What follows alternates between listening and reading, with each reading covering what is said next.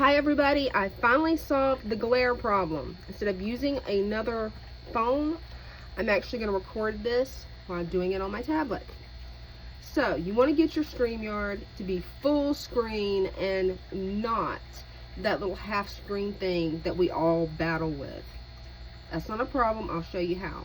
Imagine that this is a phone. This is how we usually hold our phones. Alright, that's just usually how all of us hold it. We hold it vertical.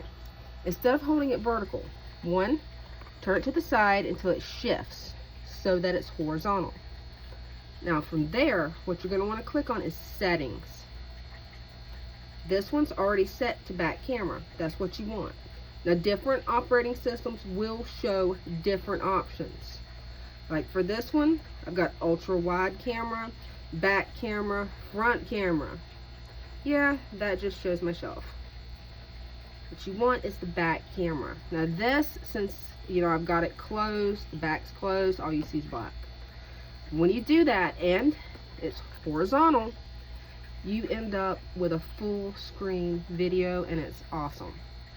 Another tip that you may want to know is how to check your microphone.